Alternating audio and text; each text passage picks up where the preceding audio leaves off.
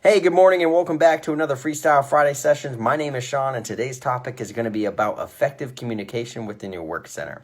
I want to give a quick shout out to, at the time, she was Captain Ledger. She was the officer in charge of our section back at Andrews, and she did a very great job. And actually, she's a major now, I believe, but nonetheless, she did an outstanding job of communicating this on our Fridays, right? Every Friday we would come together as a section doing a staff meeting, and she would have like a minute or 5 minutes with Captain Ledger, 5 minutes with Captain, or I forget the title, what it was called, and how she said it, but at the same time, the message was every Friday we would come together on a particular topic, and she would really just try to hone our skills as people. And she gave back in that way, and to me, that was amazing, and this really stuck. So thank you again, ma'am. Let me know how I did, and drop a comment down in my Facebook or my YouTube, and let me know if there's any way that I can improve. Drop a comment down. But effective communication, right? We all communicate in one way, shape, or form in our excuse me about that. Our daily lives, right? Whether it's through text, we are very tech savvy in today's generation. So there's a lot of misunderstanding and misinformation being passed back because we're not communicating effectively within these three elements. Whether it's be an email going back from work, or a phone call picking up for a particular tasker that you're communicating with somebody through the phone call, or actual face-to-face, right? So we give nonverbals and how we stand and our stance, and that can really change the environment as well and how that individual might receive said message. But nonetheless, the three elements are simple, and it's something that you probably already know or you've already been doing, but I want to put a name to it. So you have the sender, you have the message, and then you have the receiver, okay? Now, there's ways that we can improve that three elements, right? We can improve the sender's ability to communicate effectively within that message scope. So how do we drive an effective message? We need to make sure that we're adding the who, the what, the where, the when, the why, the how. In this generation, my generation, I love to know the why. It's what makes me feel like I'm connected to that bigger thing, or that process, that program, and the people that are surrounded around it. So if you can connect the why in your message to me, I'm going to receive it better. If you leave the why out as a receiver of said message, I might tune some things out. Oh, you just need me to do, okay, yeah, like I'm going to knock this out.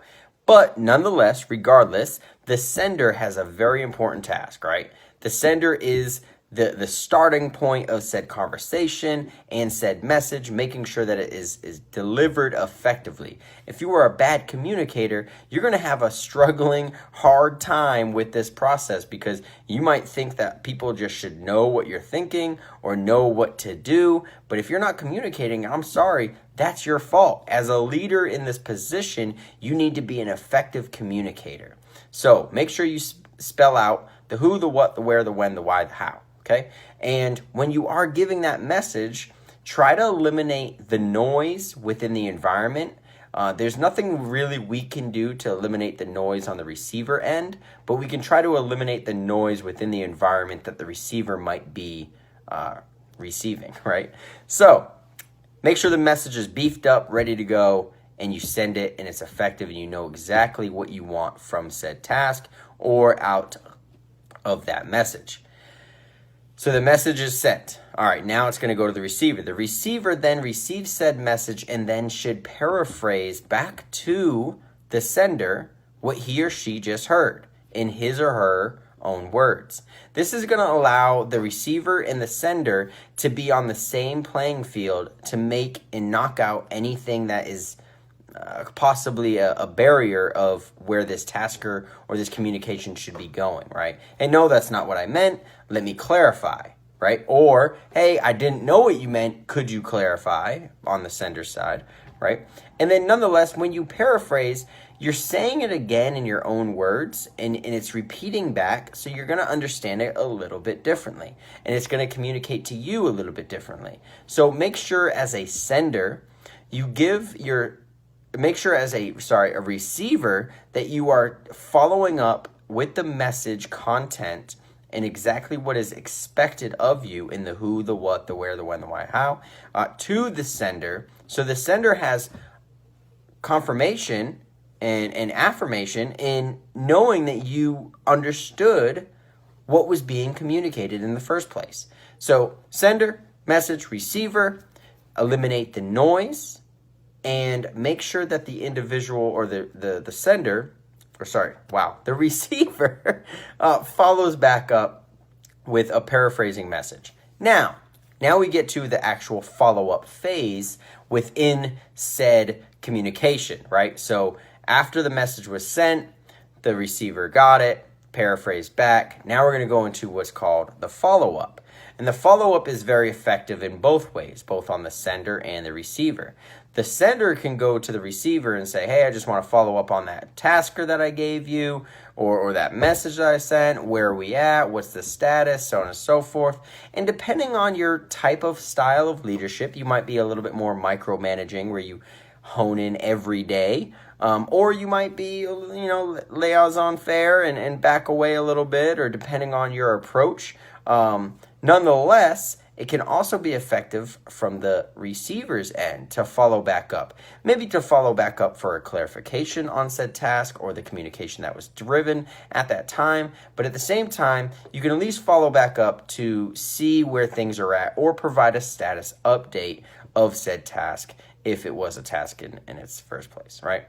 So, pretty simple, pretty basic, but at the same time, very underappreciated or undervalued in the sections or working relationships, because you don't realize how much communication can really impede your mission and make it success of your mission as well. So I would like to share that with you. Thank you, Major Ledger, for sharing with me and our staff at the time.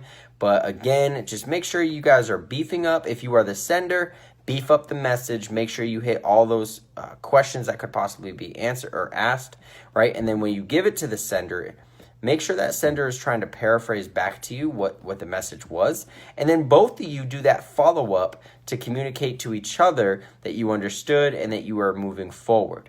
If you keep those elements within the communication chain, both up and down, side to side, you guys will be good to go. And I guarantee you it will improve your mission. It will improve your satisfaction within, just communication back and forth.